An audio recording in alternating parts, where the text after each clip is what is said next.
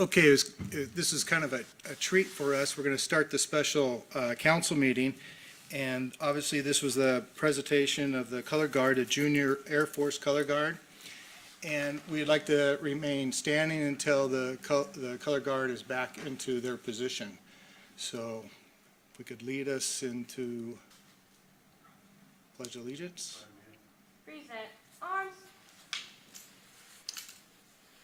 I pledge allegiance to the flag of the United States of America and to the republic for which it stands, one nation, under God, indivisible, with liberty and justice for all.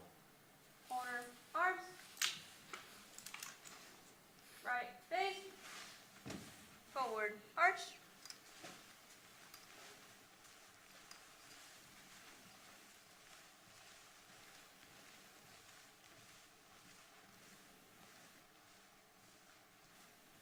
Guard.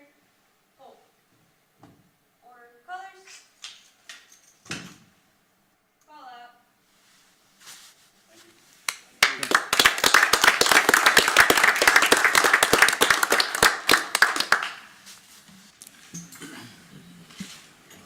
Thank you. That truly is a treat for us.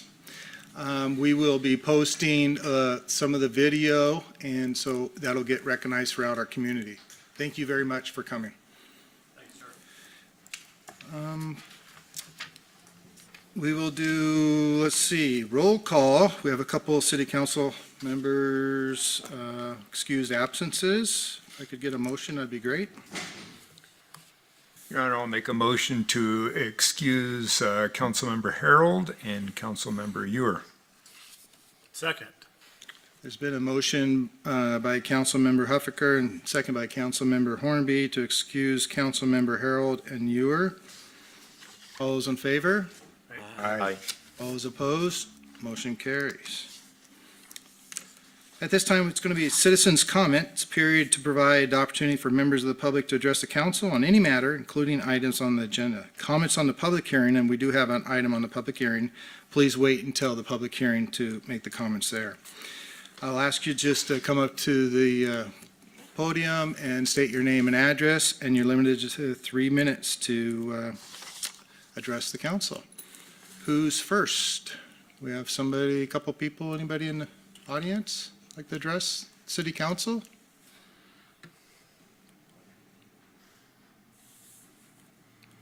Seeing none, I am going to turn it over to Councilmember Huffaker. He wanted to talk about a couple things, and would you like to? I could have the floor. You can have the floor, please.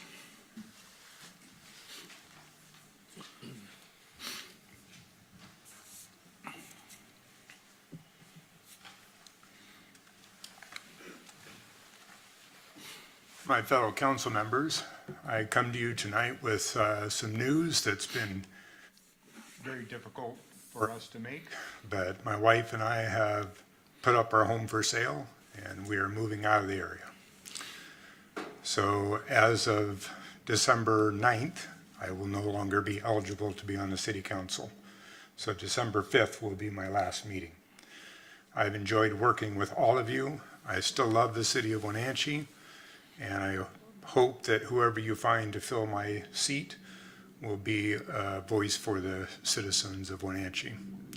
So thank you all for everything that we've done together as council members. And I appreciate each and every one of you.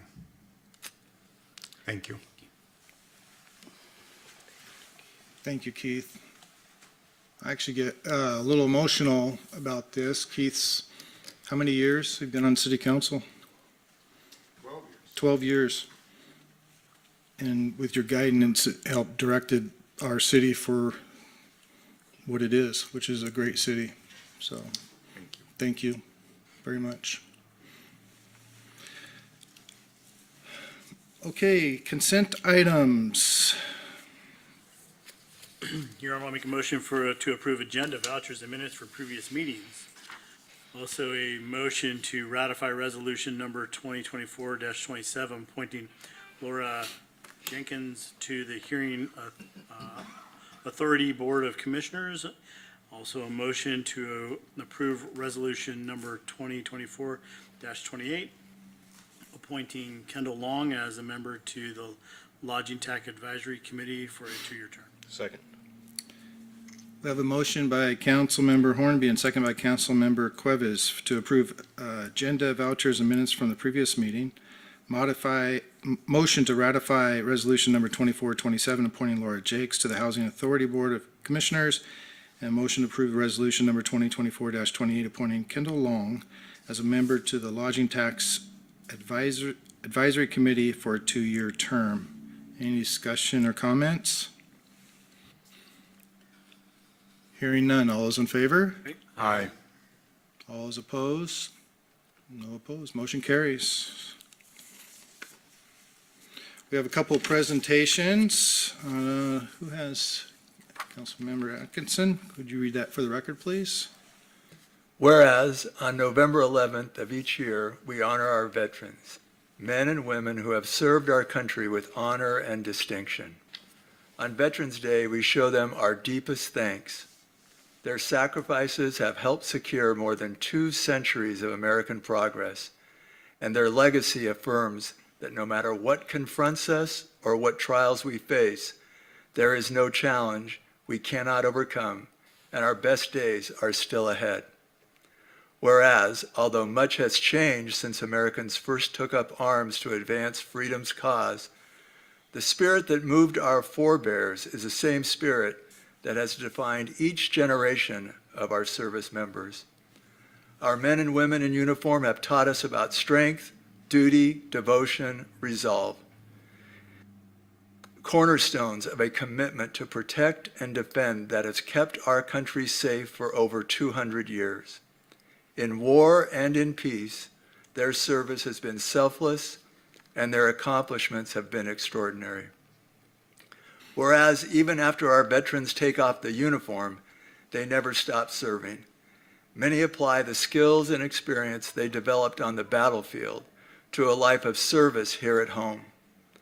They take on roles in their communities as doctors and police officers, engineers and entrepreneurs, mothers and fathers.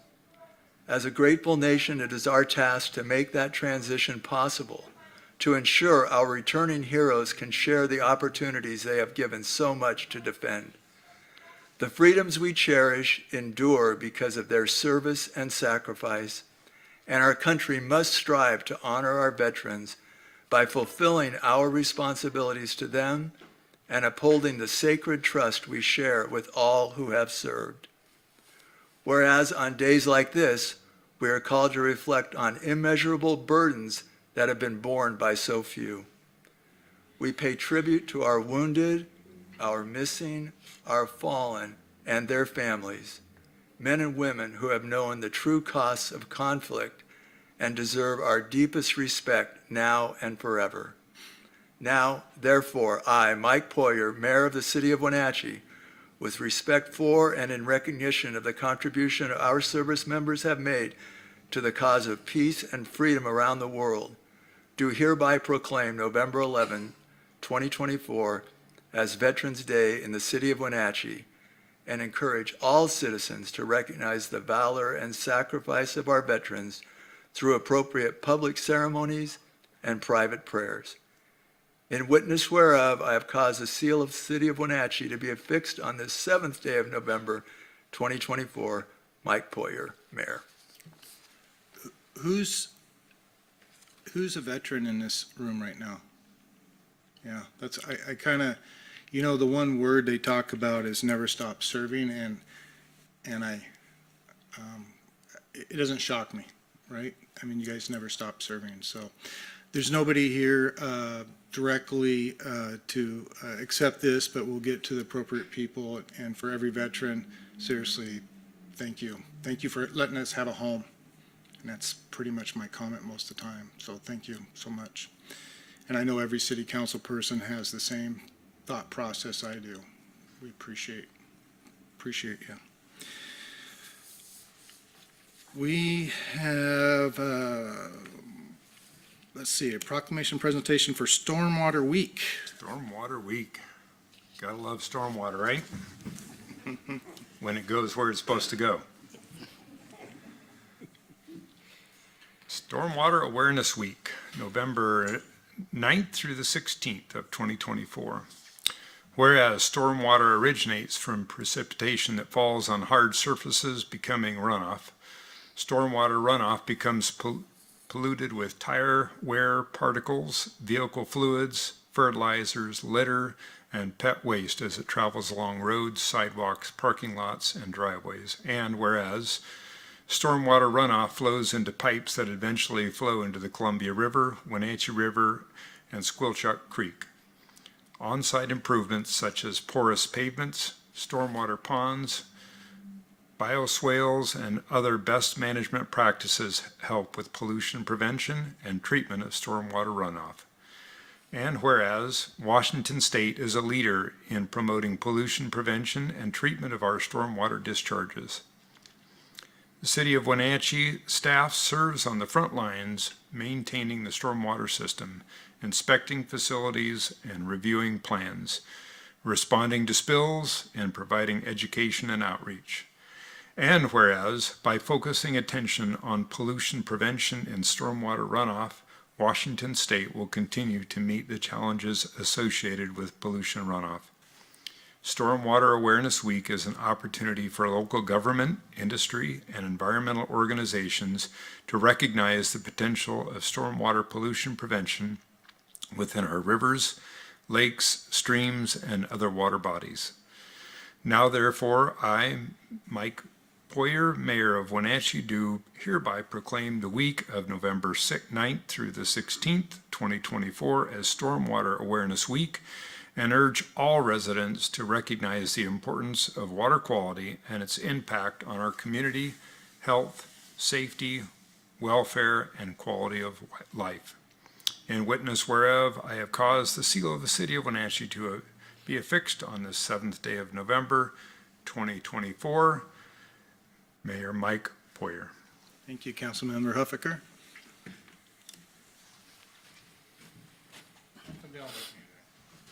What do we got? We got a video first. Oh, we got a video first. No, I think we're doing proclamation first. We're going to hand this out. You guys can speak a little bit first. We're already down here. So, we'll get a picture. Keep getting nowhere. I'd also like to invite Elsa and her husband as well. Elsa, would you like to come up? Yeah?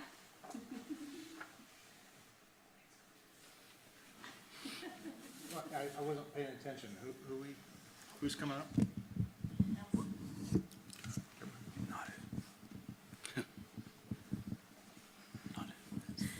I am so honored to be here tonight with my fellow city employees who help protect our rivers every day with the work they do in protecting our stormwater.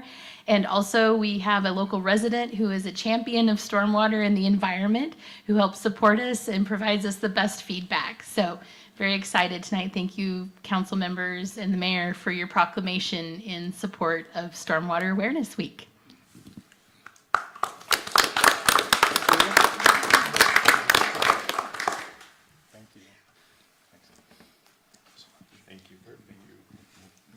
Now we get to watch a Means video. it drains. Stormwater is important all year, but this year we're taking a special week to spread awareness for one of the largest pollutants to our waterways. The Columbia and Wenatchee rivers provide our valley with excellent fishing, recreation, and contribute to the natural beauty of our area. No one wants polluted rivers, but how does stormwater pollution actually occur? In nature, when it rains, water is used by plants and helps recharge groundwater. Very little becomes runoff. In our valley, as our community expands, there's more impervious surface, like roads, buildings, and sidewalks. During storms, these hard surfaces do not allow runoff to soak into the ground. It becomes stormwater runoff, which can become polluted with trash, chemicals, and bacteria. Stormwater and debris is carried by roads into storm drains.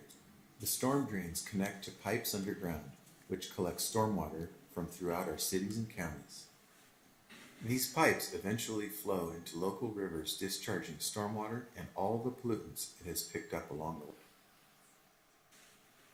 To help reduce stormwater pollution, always pick up after your pet, don't litter, and reduce the usage of chemicals around your home.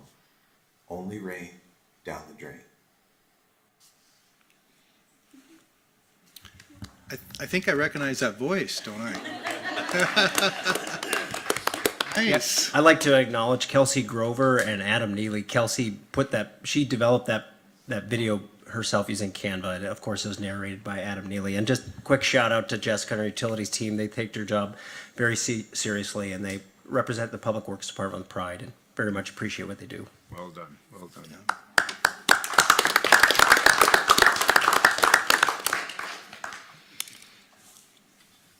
So next, I invited Rivercom to come and Wenatchee Valley Fire Department and kind of give us some updates, what's going on, and some operational goals, I think, of what's going on. So Chief Brett and Doug, the Executive Director, I think is going to come up and do a little presentation for us to kind of get updates. Perfect. Okay, great. Well, good evening, Mayor and Council. Council Member Huffaker, thank you for your service. Appreciate it. Congratulations and best wishes to you. Thank you. Mayor and Council, this is a presentation we gave at the North Central Washington Fire Chiefs and Commissioners Association about a month ago. And let me just back into why we're here. I know the mayor has given the council some effective recommendations in the past regarding Rivercom operations and board structure. However, since those presentations to the council, the events and circumstances have changed, and we have come forward with amplified information that may change the way you feel about the board structure and Rivercom operations. And before I scroll through the slides, I just want to state this is not a negative remark on anyone's behalf. The executive director, Doug Jones, is a wonderful director and does a great job for us. The telecommunicators are the most wonderful, talented people you could ever ask for. This is simply board and operational issues, so that's the lead into it. These are the services that are provided by Rivercom, and Director Jones is going to go through these as well. But call taking, dispatching, assistance in acquiring communications equipment, maintenance and repair of existing communications equipment, infrastructure, construction, and maintenance. And they do a good job for us. So while Rivercom does some things very well, some things are not adequately met. So for example, I started in the fire department in 1992.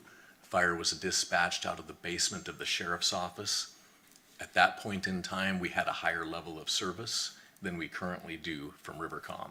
When Rivercom moved to their new facility in 2004, we went backwards in operational deliverables. And the fire service is the third largest contributor to Rivercom in user fees. As the top arrow delineates, we're right under the Wenatchee Police Department and the Chelan County Sheriff's Office. The totality of the 12 departments puts us in third place. As a large user of Rivercom, we would like to have our voice heard.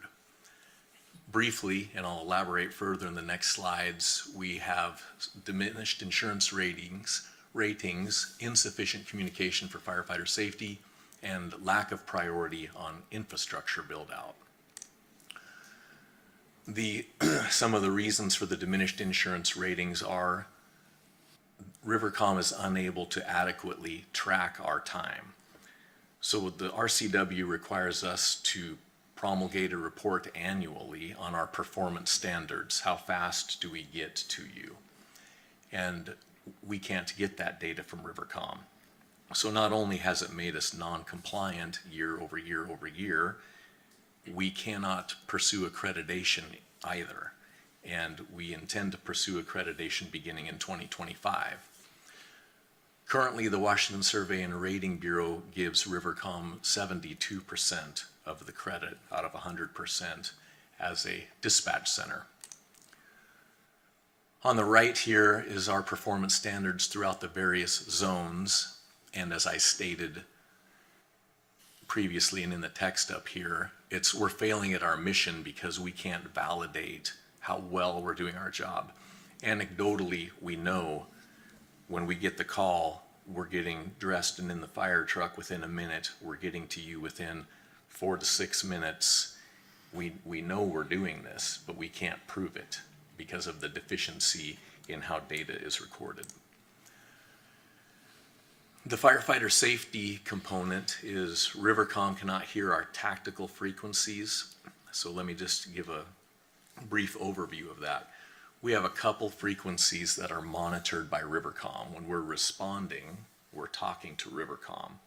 However, to alleviate traffic on the Rivercom monitored frequencies, we switch over to a tactical frequency. Requires us to change on our radios. And once we change over to that, we go covert. The incident is very loud, it's chaotic, and it's hard to hear communications. NIOSH, National Institute for Standards and Health, has done many studies on firefighter fatalities and cites communication deficiencies as one of them. I brought a prop with me to give an example. If Council Member Top would please come down and Go, buddy. be a firefighter for one moment just to illustrate this point.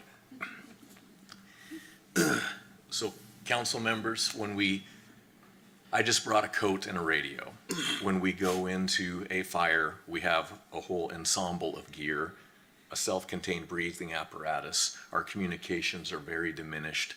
The atmosphere we're in is hostile, visibility is low, it's hot, you can't take off your stuff. We get ourselves in trouble just within our jurisdiction 1 to 3 times a year.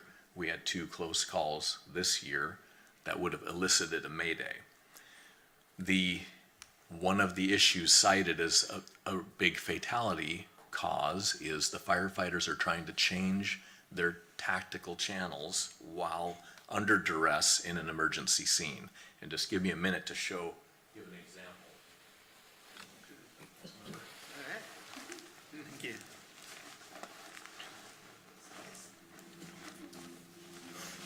This is that 1 minute turnout time I was talking about.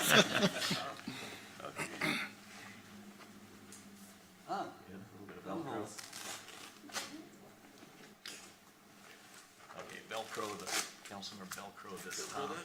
We'll cheat like that.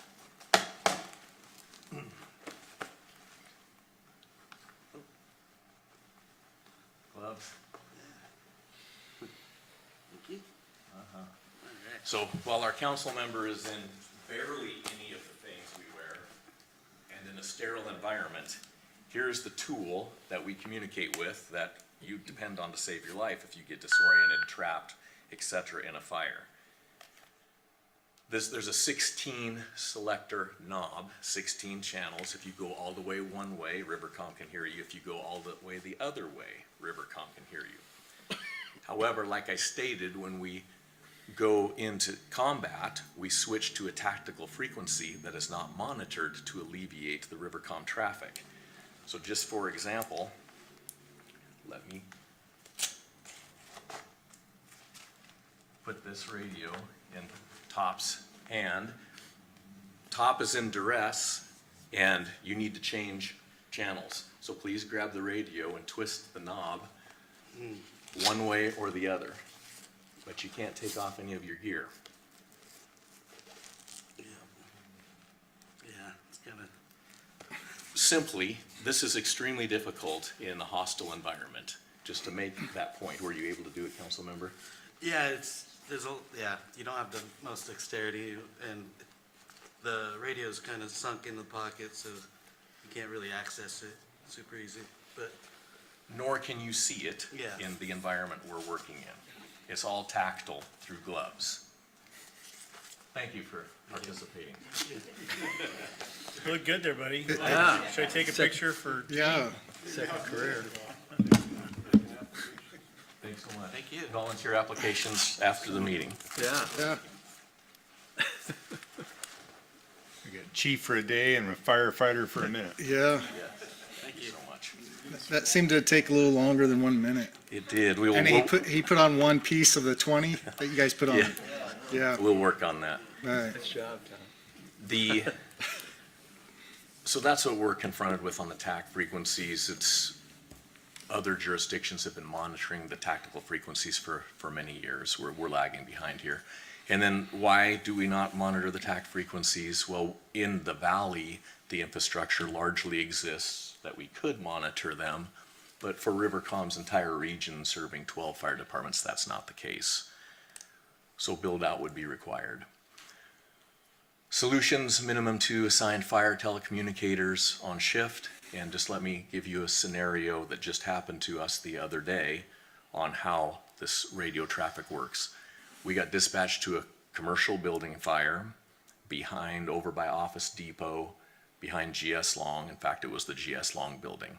The dispatch came in as commercial buildings on fire, flames are going up the wall of the building, and I was at the station right close by. I went en route, the battalion chief went en route, the other fire apparatus went en route. They went to the front of the building, I went to the back of the building. That's where the fire was, going up the back side of the building. I get on the radio because this is an emergency and I would like to be able to talk to people and give direction. I get on the radio, talk to Rivercom. I'm being walked over by the other units. I get on the radio, try to get Rivercom again. Units covering, go again. Meanwhile, this is burning up this building. Call Rivercom again. Units covering, go again.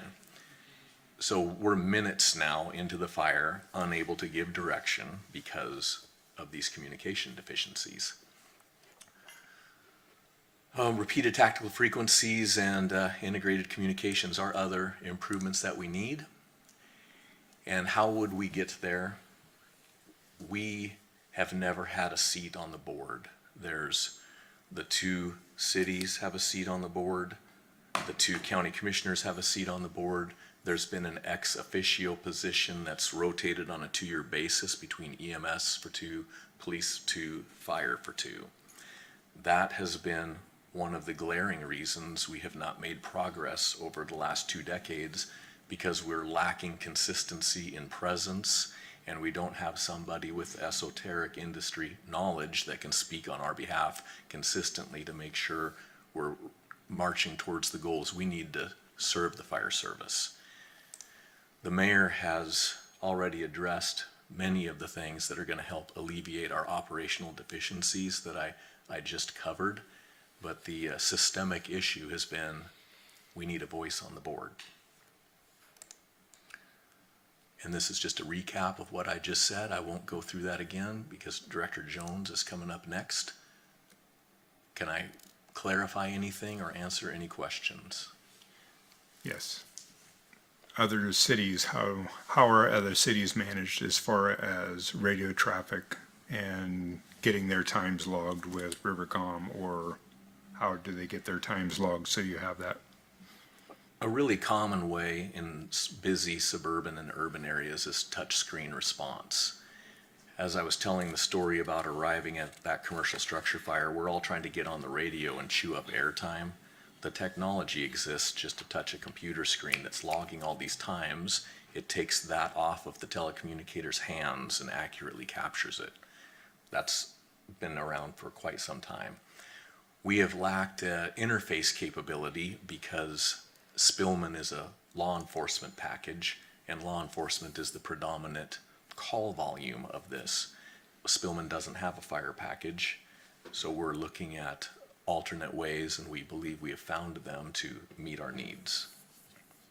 Okay, and then how about counties? Because you are now kind of both, you're county and city. How do counties manage to get all this information with repeaters, I'm assuming? Investment in infrastructure. It's like I said, the square miles, Director Jones would have to comment on the square miles, but within the valley, we'd likely have the infrastructure already. In fairness, it would be good for everybody to have the same capability. They run into the same problems. Thank you. Any other questions?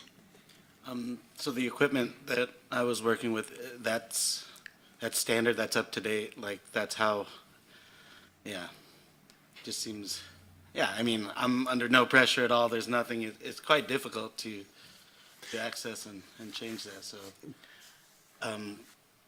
with this touchscreen thing, with the dedicated communication, that's gonna help the not having to switch. Can you explain how it makes it safer? The touch screen will adequately capture the data we need to report for our performance standards report and accreditation. Okay. So that will satisfy that regard and alleviate all the airtime we're chewing up by verbally speaking.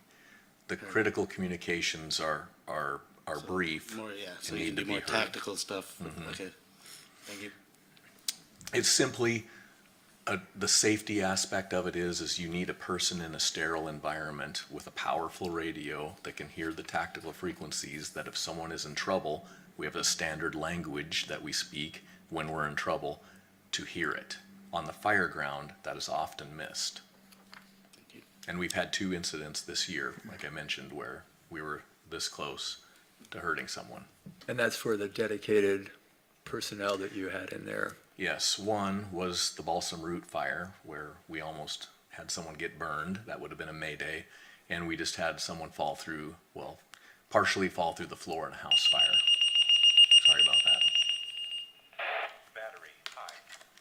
Yes, so this is real. It happens all the time, happens all around the country. Danger for us. So just a point of clarification, the reason you're looking for a seat on the board is so that you would be able to use the funds that's already being collected for equipment to help fund fire equipment as well as police equipment and Yes. ambulance. Yes, a consistent voice representing us, keeping on task for what the infrastructure improvements are and what the telecommunicator staffing training requirements would be to best serve us. With the rotation we've never had that, which is why we're standing here today. And the rotation is shared between, It was, the 2 cities and the 2 counties have consistent representation, albeit the board members turnover. right? The fire, police, and EMS had an ex officio Right, on okay. a 2-year rotation, 2-year, okay. which has not been effective for us. So there is a voice, it's just that it's a rotating position. Without any commitment authority. Okay.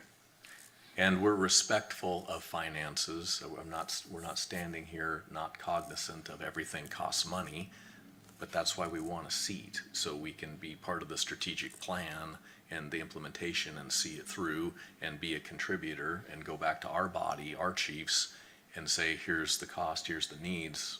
This is a team, let's do it. Okay, thank you. Thank you, Chief. Thank you. Thank you. Mr. Jones. Don't have any fancy props, that was good. That's great. Thank you for having me today. I'm Doug Jones, I'm the Rivercom Director, and it's a privilege to have this job. And many of you know, I've been in public safety for several years in Wenatchee, and it's great to be back in public safety. I really am honored to work in the role I have. I just really appreciate the dispatchers that I work for and all the support staff and their mission. And I was really impressed when I took this job, because I didn't know it when I was on the other side of the radio to this extent, how professional and how committed they are to responder safety. When I was a police officer, you kind of take for granted that they're always going to be there to help you when you're in trouble. And I had that privilege of having that on the law enforcement side. And as you've heard, sometimes the fire side doesn't have that because we don't have the capability right now to monitor the TAC channels. So, and I'll get into that a little bit. But I just want to talk to you today a little bit about, I know some of you are quite familiar with what Rivercom does, being on the board and things, but I just want to do a quick organizational overview and then kind of talk a little bit specifically about the collaboration that we've been doing and are going to continue to do to address some of the issues that the chief brought up to you. So just probably the arrow, I'm guessing. Yeah. So here's basically our guiding statements. We deliver 24/7, 365 services through call taking. So we are the link between the people that call 911 and the services that are provided through the many jurisdictions that we serve. We do that through, again, outstanding people that in our culture statement refers to there, that we trust, that we really highlight as even heroes, as I'll talk about here in a minute, in getting people to focus on what the issue is, really controlling calls and getting them the right services that they need to handle their crisis.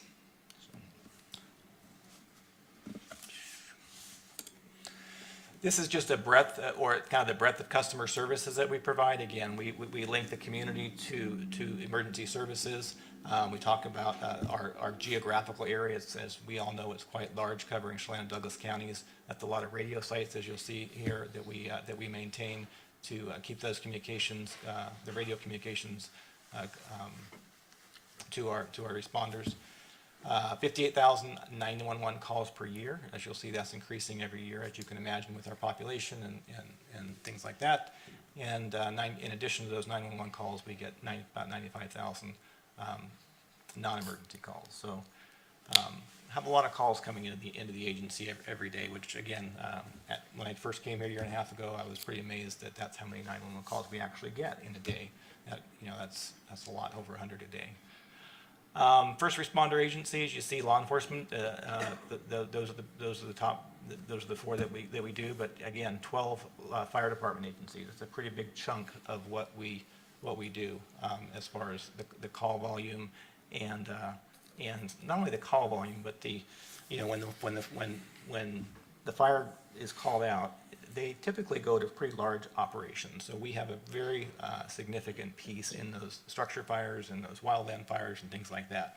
Very much dependent upon, like the chief talked about, to help manage that situation and help keep ears on to what's going on, so to help them out as best we can.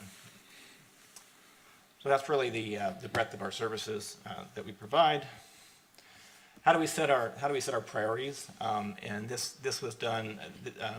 Our risk and threat assessment map. This is done yearly as we get ready for our budget and as we look to the future as far as what we need to do as an organization. You see there, obviously, staffing is our biggest issue, and I'll have a whole slide that kind of talks about our staffing issue and really how that relates, as you'll see, to our ability to staff the TAC channels like we all want to do. But number 4 there is customer priority initiatives, and we put that up there.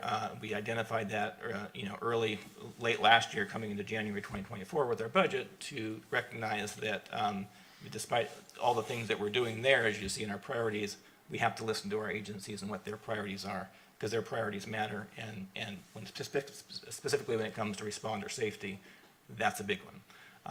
So you see there, as we've described from the responder safety role, someone that needs help can't be heard. That's a pretty high risk factor that we really identify as a priority in our planning. Kind of a busy slide, but basically what this shows is our current staffing is at the top there, and that's as of today, and then how we're addressing that at the bottom. But basically on the upper right there, you'll see that we have authorized from the board 37 telecommunicator positions, and that includes 6 supervisors. We currently have 21 telecommunicators filling 21 and 5. So we currently have 26, but 3 or 4 of those are in training. So right now, on a schedule where we should have 37 to fill all of our positions and get all of our customer agencies, 1 dispatcher per, and assigning, answering all the calls and things like that. Ideal is 37, and we're down to 22. The T above that one in the middle there, that indicates a traveler. One of the initiatives that the board had authorized for us to go and help us out with staffing was to go to an agency that provides traveling dispatchers. We hired 3 from them. Only one of them worked out. We sent 2 home, so that's a help, but obviously not the solution. The solution is a ongoing and very aggressive recruiting and hiring and training program, and you'll see that on the bottom there. And our goal is to make sure that is to have 28 trained by the end of 25 of 37. That doesn't get us to where we need to be, but we have a pipeline in place, as you see there. Currently, we have the 4 that are in training. Two will be released in January to the floor. That means on their own, able to fill a seat and do it competently. And 2 will come out in March and fill those roles, if they make it. We have a very difficult job that our telecommunicators do, and we have an attrition rate in the first year of about 50%. So that's the reality of the job they do. It's a tough job, and not everybody can do it.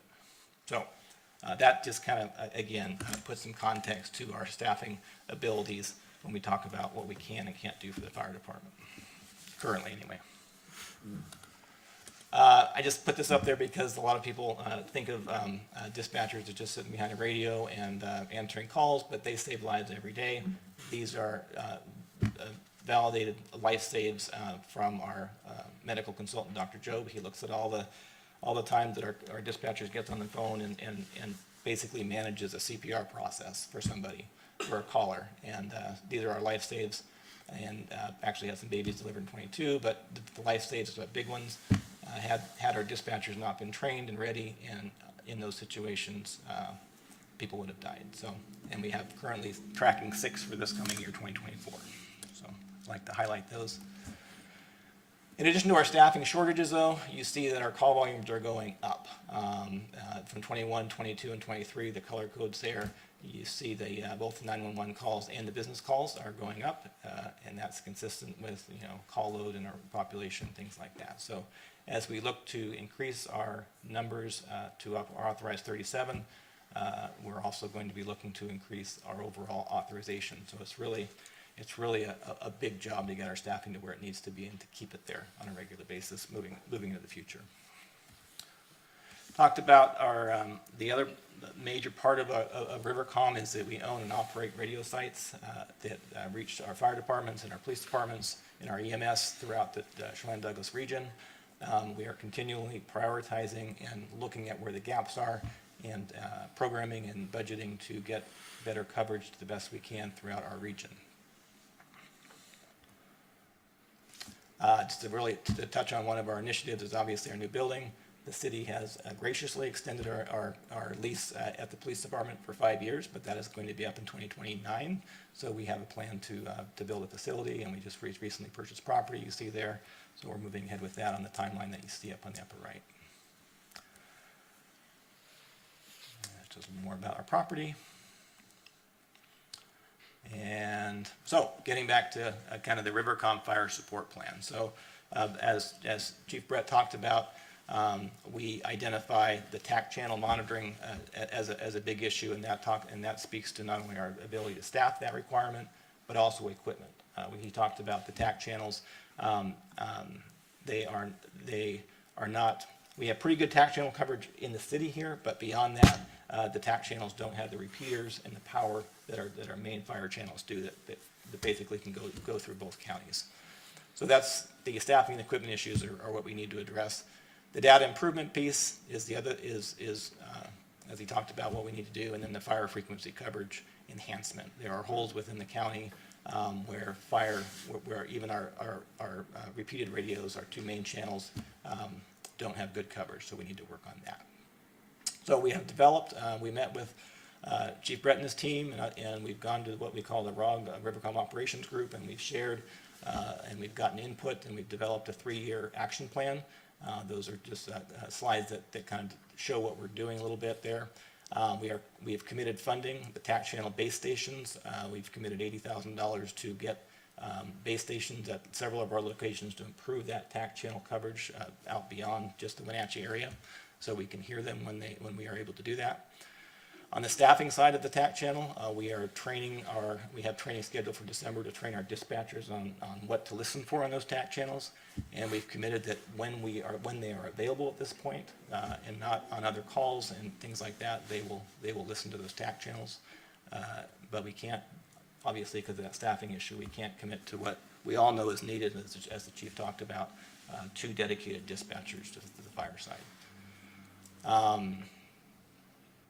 And then the projected there, we're looking out into 2025 and 26 for additional funds that comes out of our budget. We are funded by a sales tax, 1/10 of 1% primarily, also user fees and a couple other funding streams, but that's our primary. And all user agencies have access to that funds. It's just a matter of how we choose to prioritize it.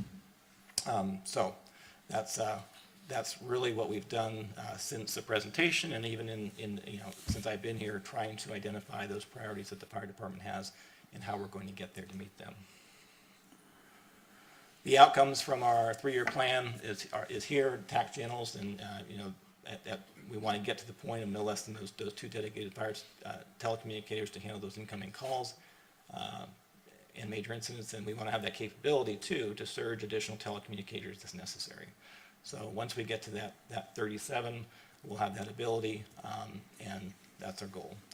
Equipment, fire tac channel radio coverage, that's the other outcome, making sure we have that ability increased throughout both counties.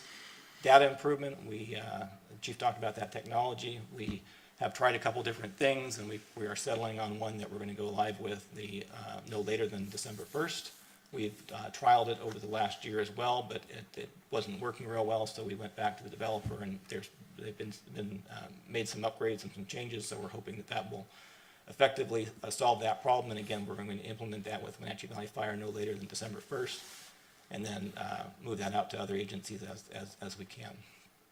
And then the fire frequency covered enhancement, we've scheduled, as to track this whole process, this improvement plan process, we've scheduled a meeting every other month to look at that document that I showed you there. It's a working document. We make changes to it. We track changes, things like that. And part of that is going to be that ongoing collaborative assessment of radio coverage priorities with our fire service partners, and follow that up with the programming, the budgeting, and then implementing those enhancements. That's always got to be a collaborative effort, because when we talk about coverage of different areas and things like that, we have to establish our priorities. We can't do it all at once. So we have to have that discussion. Okay, we know we have a gap in coverage here, and we have a gap over here. What's the priority? How many calls do we get here versus here? What's the likelihood? All those types of things. So having that conversation and keeping that on the front burner as we move forward with funding and expanding our radio network is important, and we commit to that. So that's basically kind of where we're at. I do have, if you want to see more details about this plan, I do have those in backup slides, but I just wanted to show you that we have a plan in place to address the main focus areas that the chief talked about. Any questions? Staffing. Mm-hmm, yes. When's the last time we had a full staff of dispatchers or call takers? Telecommunicators, sorry. I don't think it's been since, I can't say we ever have. And So similar to our fire department and our police department, it's very similar. It's just always hard to find good people to fill those positions. It's an ongoing struggle. Yeah, and when I got here, we were doing testing, and we were getting 3 to 5 people testing and things like that. And then you probably heard radio ads and seen a lot of different media go out before we do testing. We had our first test that we did a few months ago. We had 30 people show up based on our kind of our media campaign to recruit. But again, as we had 30, as you whittle that down through the testing process, through background investigations, through interviews and things like that, we have 2 in the academy from that 30. So it is, I'm sure you've all heard it before in all these industries. There's a lot of things that go into selecting someone that's going to succeed.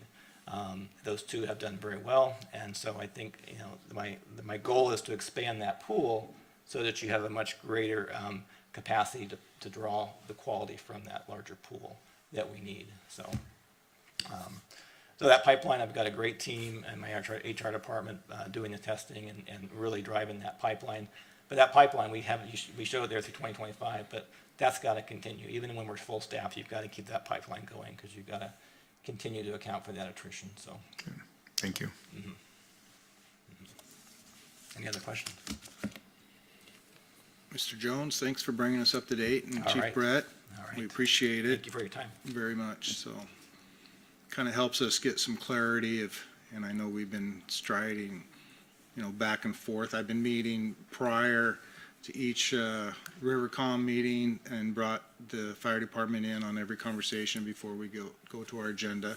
That was the only thing I had control of, to bring people in to try to listen to you guys at that time. So thank you for being here. Appreciate it. You guys can leave if you Thanks, want. Mayor and Council. So I know a couple of you live a little ways away, so thanks for coming. Thank you, gentlemen. Next, we have our Public Works Director, Jessica.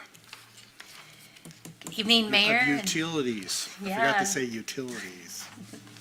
Thank you, Mayor, City Council members, Jessica Shaw, Deputy Public Works Director, Utilities.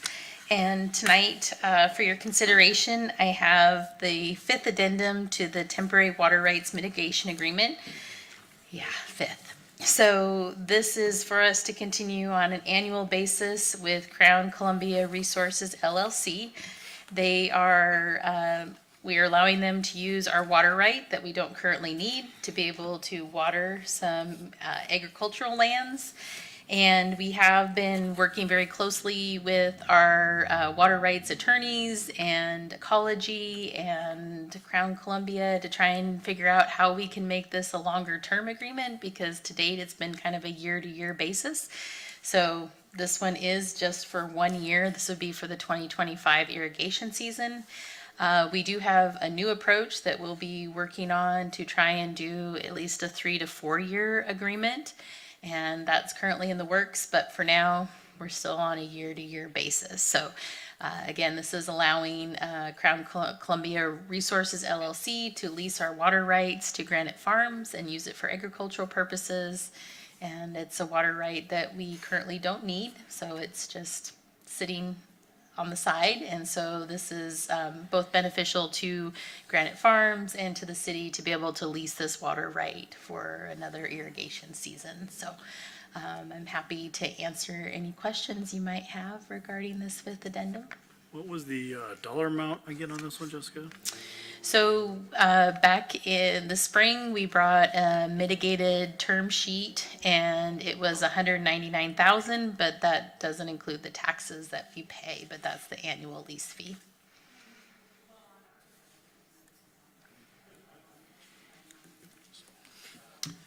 I think it's a great win-win. With that, I'd like to make a motion for City Council to approve the Fifth Amendment to the temporary water right mitigation agreement with Crown Columbia Water Resources LLC and authorize the city administrator's signature. Second?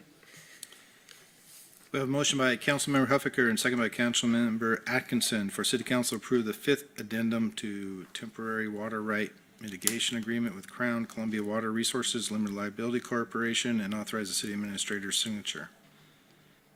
Any discussion or comments? Hearing none. All those in favor? Aye. All those opposed?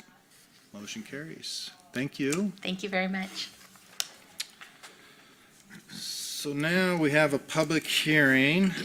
So I'll call the public hearing to order for the purpose of the consideration of ordinance number 2024-26, authorizing an increase in the regular property tax levy to be collected in the 2025 year. Staff, Yes, which is good already up there, will be called and then followed by public comment. Staff, you have extra time, but public comment will be limited to 3 minutes, and please state your name and address for the record. Absolutely. Good evening, Mayor and Council. My name is Brad Posenjack. I'm the Finance Director. And this evening, I'm bringing to you an ordinance for the 2025 property tax levy. Every year, we have to bring this. Council has to approve it, and then we give the ordinance to the county assessor so that they can certify the levy. So as I mention each year, the city is limited by state law to a 1% increase on our property taxes, which is much less than what the regular cost of living has been lately. So we're requesting just that 1% to just keep up with what the city's able to levy. Just kind of when you think of property taxes, you often think of the few $1,000 property tax bill that you get. Of that bill, what we're talking about tonight is only the city's portion, which is about 10-11% of your total property tax bill. So the 1% increase means that when we're just talking about just that city portion, because I don't know what the other jurisdictions are necessarily going to do, or I think not all of them maybe have the same limit that the cities do. But across the board, the average property owner across the city of Wenatchee should only see a 1% increase in their city of Wenatchee portion of their property tax. So what really plays into this, more than just the 1%, is the adjusting of the home values. So the county assessor each year, they provide a new home value. And a lot of values, some properties go up, some properties go down. It just sort of, it really depends on kind of the sales history around that property. And so just for my own curiosity, I sampled several people's property values, several people here in the front of the room, including myself, of property values of what their property value was for for the 2024 levy and what their property values are going to be for the 2025 levy. And so it's kind of split down the middle, that probably half of the property owners in this room, their property values went up, some 10%. Others, their property values dropped, also almost 10%. So even with this 1% increase, there are some people here whose city portion, sorry, again, I'm just talking about the city portion, their city portion will actually decrease by $42 a year next year. And there's one person up here that their property tax is going to actually increase by $46 for the year, and it's well over the 1%. But that has to do with their property value change.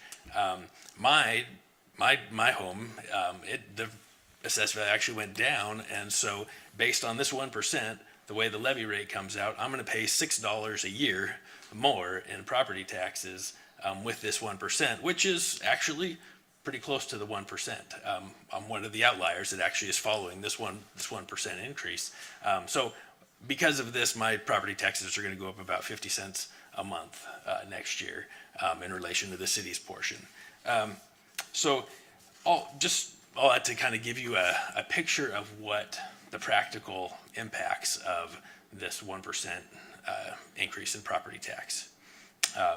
But with that, you've got a few different charts and stats in the agenda report. I won't spend a whole lot of time on it. The one thing that I actually just learned this morning, I was talking to the county assessor, on the agenda report, there's a chart that shows the historic assessed valuation of the entire city limits. And for the 2025 levy rate, the total taxable assessed value actually went down by $67 million. When I was talking to the county assessor's office this morning, they actually explained to me that the majority of that decrease is related to the multifamily tax exemptions, because several of those went online this past year, and so it reduced the overall taxable assessed value. I think they said there was 70-some million of property values that went exempt, and it sounds like there'll be more coming online this next year as well. But anyway, I learned that this morning, so I figured I'd pass it along. But that's about what I've got for that. So any questions? I do. So is it the combination of property and the house? Or is it just the Yes. property? Okay. It's the land value plus the structure value. And do you remember we were talking in finance how a lot of people saw the value of their land go way down and the value of the house went way up, or vice versa? Did you ever? You know, I Get an didn't get a explanation on chance that? to find out exactly Okay. what that, yeah. That was for. the oddest tax bill I've seen. So Yep, yeah. I mean, it was a huge swing, but then the difference in the value land and the ended up being the house, it same. still It- balanced. yeah. Well, it came out a little higher, but Yeah. yeah, I'm probably the one, right? No, actually, I'm not gonna name names right now, but I'm happy to chat with you afterwards. You said yours was this year, because I remember a couple years ago, it was like the value, that land on everything I have is land went down and property went up. And the property went up, yeah. And I was like, okay. And it made no sense. No, I didn't get it. You know, the But- land has always gone up just a little bit, and the house has always gone up a little bit, and all of a sudden this year it went, Well, it's not your job, but why don't you get us that answer sometime in the future? All right, sounds good. Sounds good. I'll go take a you look. you get the connections. Any other questions for Brad? Just a comment, great presentation, but stormwater outdid you. We need some video this next time, all right? All right. Absolutely. I'll Little have little dollar bags signs floating little down the bags of pipes. emojis floating down. Pipe comes into a big, Motion for the city Oh, council. we're gonna, sorry, I got this is, step. Oh, yeah. So Public now it's hearing. for anyone from the public who wishes to comment. Pause. all one public. Did clear the house out though when he stepped up, like, And I believe now, now I'll close the public hearing is what I need to do now, correct, attorney? And turn it back to the city council for their consideration. Your Honor, I'll make a motion for the city council to approve ordinance number 2024-26, authorizing an increase in the regular property tax levy to be collected in 2025 tax year. Second. We have a motion by Councilmember Hornby and second by Councilmember Rosenstein for city council to approve ordinance number 2024-26, authorizing an increase in the regular property tax levy to be collected in the 2025 tax year. Any comments or discussion? Hearing none. All those in favor? Aye. All those opposed? Motion carries. Thank you. Thank you. You still up? Review draft 2025 budget. Yes. So, good evening again. Each year, I've liked to come to council the week before I ask you to adopt the next year's budget and review the budget document, be able to answer questions. This budget document has been available for a little bit. You've had a chance to take a look at it. We've talked about it here. We've talked about it at Finance Committee. I want to use this opportunity to kind of dive into the budget document and give you opportunities to ask questions. The budget document is that we publish is more than just a budget document. It also has information about city council. It has information about general operations of all the different funds that we have. It's a great source that if you are curious about what a certain function means or which fund we're talking about, they all have descriptions of what they are. So it helps give it a little bit of overview of all the different buckets that the city ends up getting involved with. I will say with the budget process, the most difficult part for me is picking out the budget cover. This budget cover on the art for this is the designs for the art banners up on North Wenatchee Avenue, the new art banners. I did actually try to get AI to design this for me first. And that's what it came up with. It looks actually pretty classy, but when you start looking a little closer, some of the bubbles are just kind of blobby blurs. And I don't know, and I think there's like a helicopter pretzel up in the upper left-hand corner. So I opted not to go with that one, but that's all the joking I'm going to do about the budget. The rest of it's budget serious stuff. So this budget document is available on our website with 2 clicks. If you go to wenatcheewa.gov, if you hover over the government tab, then you click on the budget and finance piece, and then you can click on the 2025 draft budget document, and it will pull up the document that you've got in your agenda packet tonight. And so anybody's welcome to take a look at this, and then we've got a public hearing next week to adopt the budget when you'll be asked to adopt that ordinance. Before we jump into the budget document, I did want to just explain, there are just a couple of differences, they're very minor differences between what we presented 4 weeks ago and what's incorporated into your budget document. One of them is because we got the preliminary estimates for property tax, we did make a small adjustment for the property taxes on the revenue side in the general fund. And then on the expense side, we also had an adjustment because we still haven't finalized the animal control contract. I think we're getting close, and so we had a little bit of an adjustment in the expense side for that. But overall, it's basically, in the general fund, it's pretty much unchanged from what you saw 4 weeks ago. In the other funds that are outside the general fund, there were a couple changes, but we got revised capital project budgets that were just slightly different numbers, and so they don't have a huge impact on the rest of the budget as well. So as you end up going through the budget document that's in your packet, the first few pages, they kind of provide an overview of the budget process, some of our financial policies. It's got an org chart for the city, a chart of the employee trends that we've had over the last several years. So there's a bunch of just kind of general city information at the beginning of the budget book. And then shortly after that, we have what we call Exhibit A to the budget ordinance.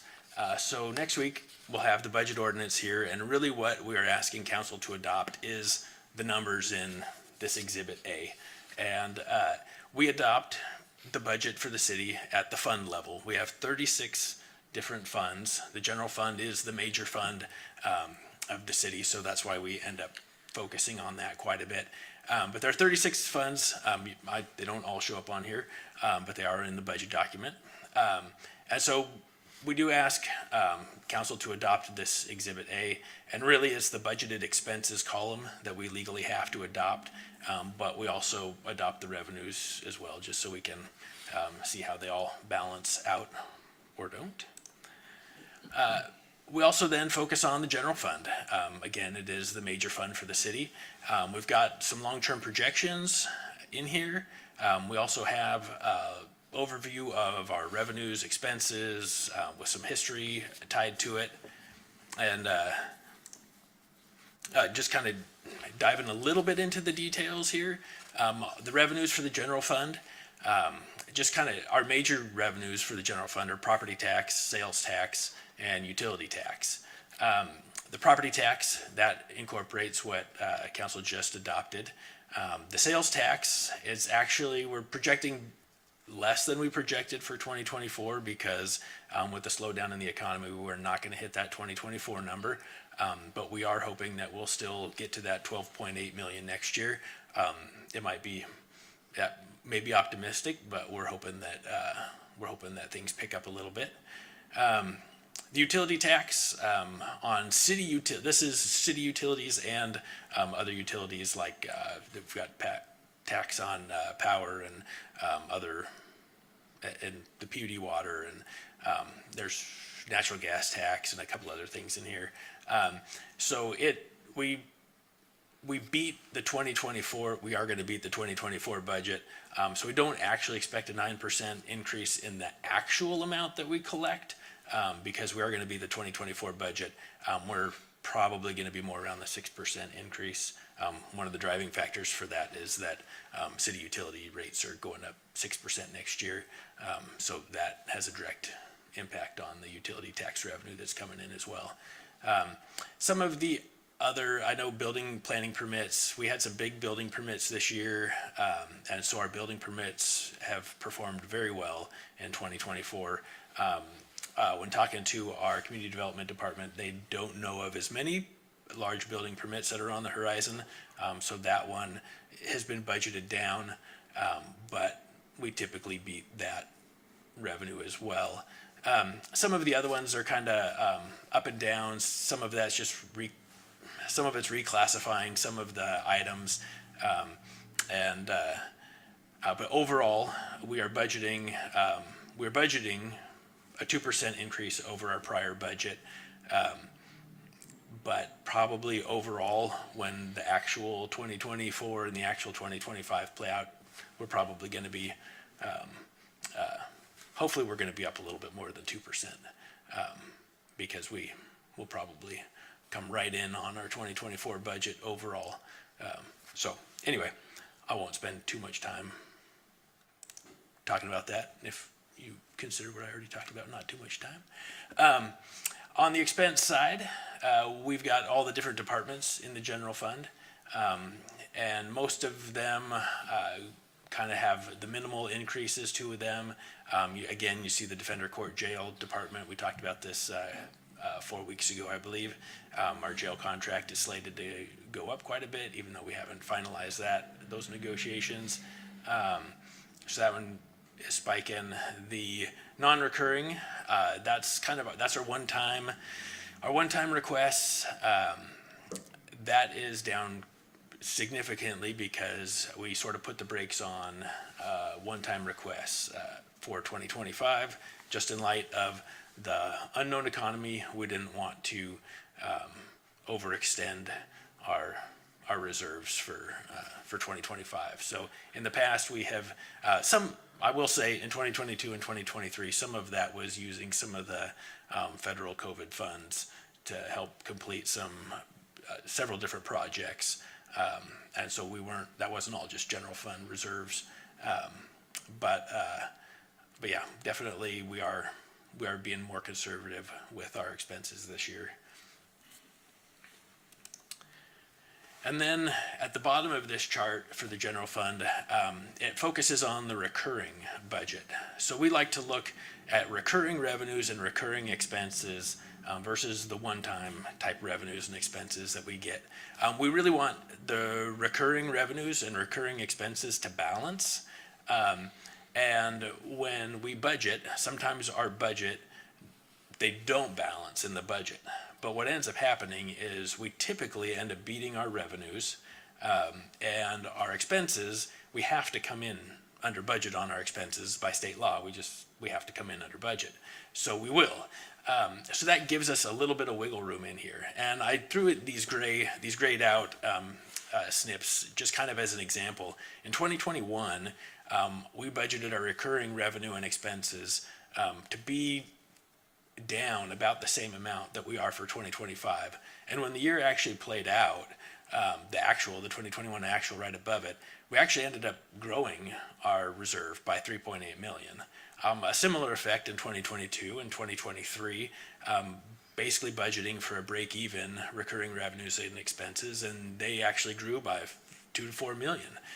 So historically, we've typically beat our revenues by $1 million, and we've underspent our expenses by $1 million, roughly, on average. I don't believe we're going to see that same effect in 2024. I do think that we probably will end up breaking even. I think our revenues will come in just about in that total, and our expenses, they will come in under budget. So we should at least break even for 2024, and I expect the same for 2025, that we should beat our revenues a little bit, we'll underspend our expenses, so our actuals will end up breaking even. So that's kind of what we're budgeting for, is that our actuals will break even. After that general fund summary, we get into details on each one of the general fund departments. We get a little bit more into the weeds, showing the trends in salaries and benefits, staffing, the change over the 24-25 budget. Any significant changes, we've got budget notes. We have these for each department. So this gets you down into the details a little bit more if you want to see those. And at the end of the general fund, we have a detailing of those one-time requests that we talked about. The different, the 1.4 million of one-time requests, and actually the main one-time request for this is half of the commitment that the city made to the museum, 2 million commitment. $1 million of that is being set aside this year, and $1 million of that is being set aside next year. So that was already an existing commitment. So really the one-time requests that were approved this year were more in the $500,000 range than that $1.5 million that it looks like, because that was already a commitment that was made. That has a breakdown at the end of the general fund section. After that, The 35 other funds have a similar level of detail to each one of those general fund departments. And I've got up here the example of the water utility. I should have done the storm utility, but I wasn't aware that was coming. Sorry, I said I wasn't going to keep joking, but I lied. So we've got details for all the other funds, and then after that, we've got details for each one of the capital projects. We've got the convention center capital project is the main facility project. I think we've got a couple park projects in here, several street projects, and several utility capital projects. But you can get summaries for each one of those projects. And then along with the ordinance that's being adopted, there will be a listing of all of these capital projects in even more detail than what these have, because according to our financial policies, council needs to approve all of those capital project budgets as well. So those get specifically approved. And with that, I think that's what I've got. Any questions? And if you need time to digest it and go through the document, I'll be around all week. So shoot me questions, let me know. But yeah, sorry, I'm not trying to wind it down. If you have questions, I'm happy to answer them. I just have a comment. Yeah. I really, really appreciate that you always have budgeted conservatively. Worst case scenario on income, best case scenario on expenses, and I think it's worked well for the city in the time you've been here, so thank you. Thank you. Yeah, thank you for this document. It's very helpful. Yeah. Yeah, appreciate that. I definitely know how much work goes into it, sitting in this seat. You never know what it's like until you're there, so it is incredible. I thought I knew something at the city council when we did this budget, but I have no clue. It's every month, every month throughout the whole year. And it is a task for all the departments at the city, and everybody here does a phenomenal job. It does make it easy. I joke that the budget covers the most difficult part of putting the budget together for me, but honestly, we've got such great staff around here that make the budget process easy.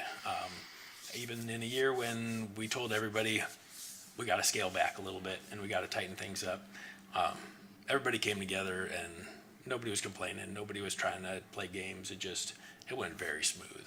And so I think all the department directors, all their staff, council, finance committee, It does help. It does. I know I'm in your office 2 or 3 times a week, but that's what I need.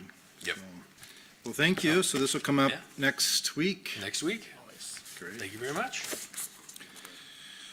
Thanks, Greg. Boards and committees. Councilmember Huffaker, maybe you can kind of, because finance, I know, so help navigate what you think the Yeah, new city and- council person would have on these committees. That'd be great. I actually would like to see the person stay on finance, because that's such a critical thing to learn when you first become a council member. Okay. I think all the positions I'm on, I mean, there's nothing real critical. If I'm looking at this right, you've moved public safety around. I guess, I really enjoyed public safety, but I'll leave that up to the next person. Your first year on council is a learning curve, and where you feel like you fit in, that's up to that individual person. So I don't have any heartburn one way or the other than they need to be on finance. Okay, thank you. Did everybody else get a chance to look at this, or let's talk about a few spots, or? I didn't give up anything. I added the chamber, I guess. So I'm okay with it. And,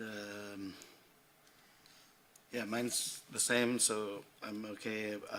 If we do need someone for public safety, I could be available. I haven't done that one before, so. You haven't done that one? No.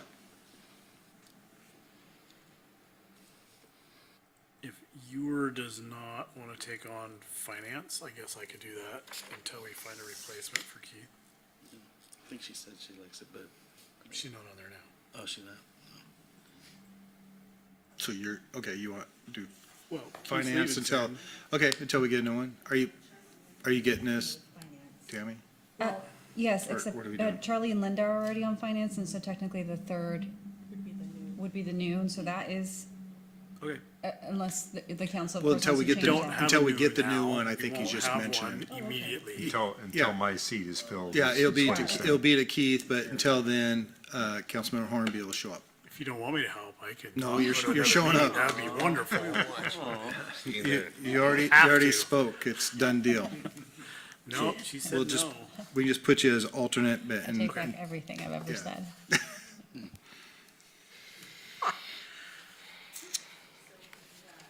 So for public safety, we could have add top to it?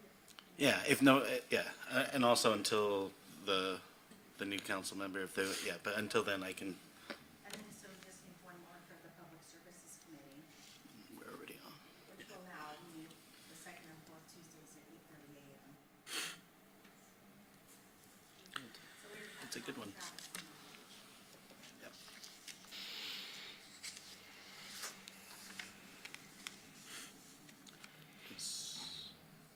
And these change in the new year, correct? Not?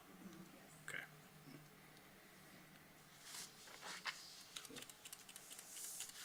what else do we need, Tammy? The Public Services Yeah. Committee. Have you, Public we heard Service from Committee? Councilmember, you were, I can't do mornings. no, yeah, but, Chelsea, I don't know if she has said what she's, Well, should we put hard. Keith on that then? We want to What do do, you think? I mean, I like Keith's that. not here. It is also a good one for people starting off. The finance is good and the public service is really good yeah. one too. what do you think?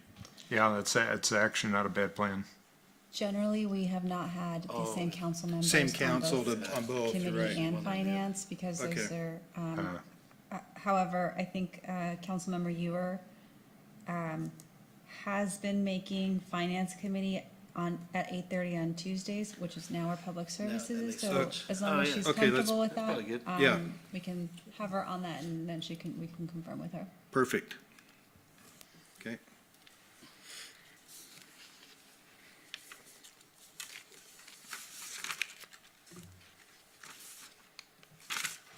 What else are we, I do have a call to the health district, about the representation. I don't believe it's until 26. okay. I just want to confirm with them. And if they do not need something, I was thinking, Top, would you be willing to do that if we do need something? I'd have to,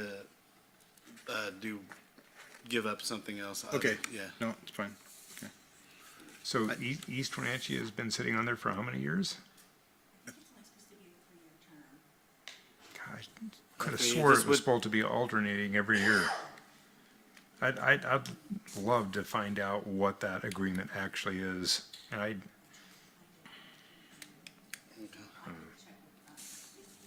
I would ask, and I think it's a pretty important position to have. I would like to see both cities sitting on there still. We're the most affected by it, so. I don't think the county commissioners are taking turns, are they? Oh, no. So, Yeah, the state statute, I think said only one large city. But it's, yeah, this is something we don't, State statute, we can't change. yeah. I don't think they're currently following the guidelines. So. All right, we'll reach out, and if it's supposed to be 2026, we'll send a email to the city council, and we'll figure that out. It's an important position. Can I do the link board? No. Funny guy. Is that it? Anything else, Tammy, on that? We're pretty close, okay. Okay, and this will come up next or December meeting? To December 5th, okay. All right, so we got a couple things to check on, and we'll email them out. And when do we choose Mayor Pro Tem? December 5th. So you just need to figure out I think it was Linda Linda. turn, yeah. Okay. Yep. Linda's turn. Guy. News guy's got to wait another year.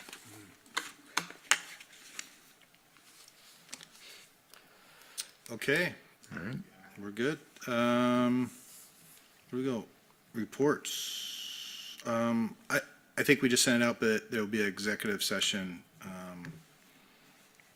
at 4:45 next Thursday. So you guys know, just a quick reminder.